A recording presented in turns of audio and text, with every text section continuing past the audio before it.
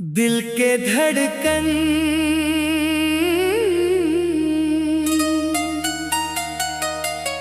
बोले तो हार नाम।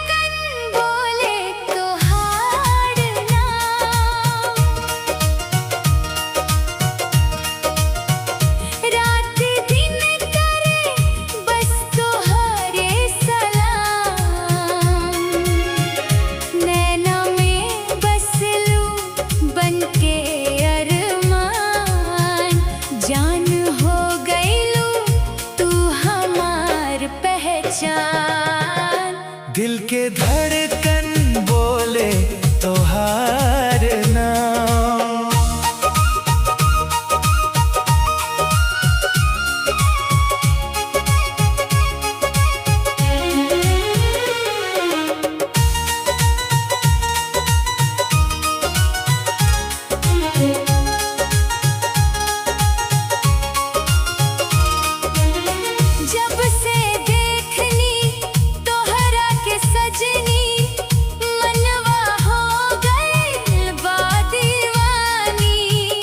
तोहरे बिना न लागे करम, सूना लागे अब दुनिया सारी।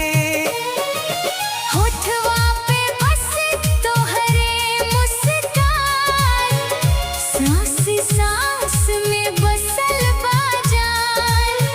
दिलवा हर पल करे बयान, तू ही बाड़ू दिल के धड़कन बोले तो हार नाम।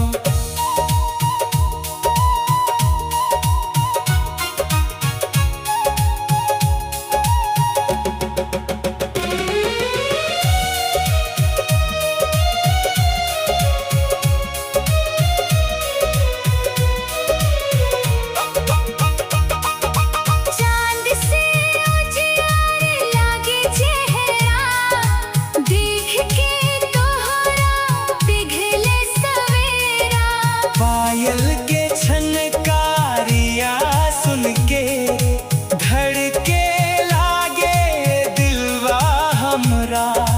रूप तोहार जैसे गुलाब, प्यार तोहार सबसे लाजवाब।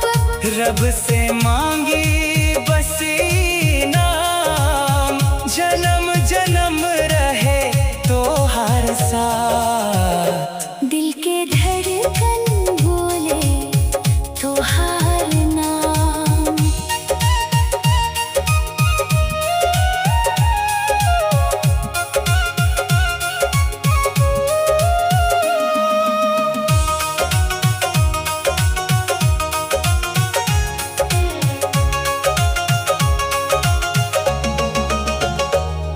बरसात में भीगे प्रेम कहानी, संग तोहरे लागे जिंदगानी। हंसी तोहार बन गईल दवा, दूर भइल दिल के परेशानी।